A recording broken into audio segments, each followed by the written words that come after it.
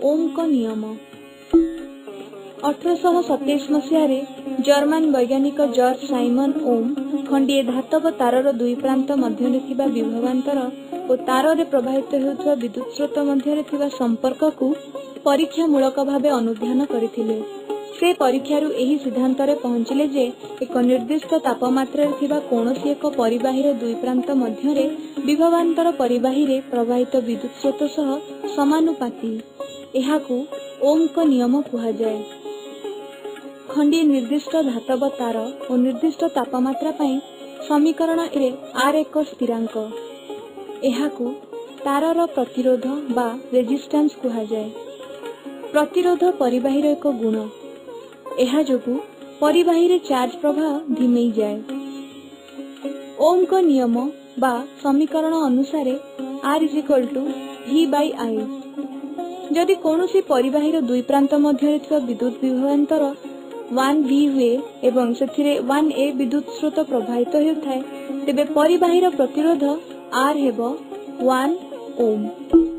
एथिरु जणागला J 1 Om = 1 volt by 1 ampere. आहुरी मध्य समीकरण अनुसारे I V/R।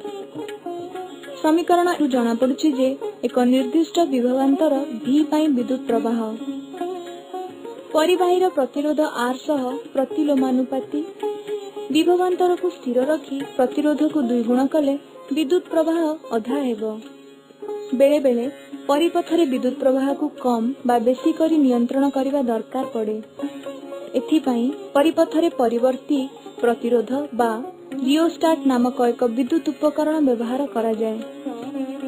तुमे जानिछ जे परिबाहीर इलेक्ट्रॉन गतिरु विद्युत प्रवाह सृष्टि हुए।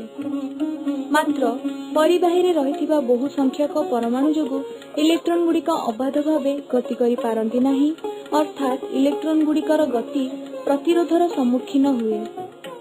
प्रतिरोधर परिमाण उपरे निर्भर करी पदार्थर श्रेणी विभाग करा जाई पारे। जेउ पदार्थ खूब कम परिमाणर प्रतिरोध दिए ताकू सुपरिबाही कुहा जाय। जेउ पदार्थ किछि परिमाणर प्रतिरोध देखाए ताकू प्रतिरोधी बा रेजिस्टर कहंती। अधिक प्रतिरोध देखाउथुवा पदार्थ को कुपरिबाही कहंती। प्रतिरोध बहुत बेसी हेले पदार्थ को विद्युत रोधी कुहा जाय।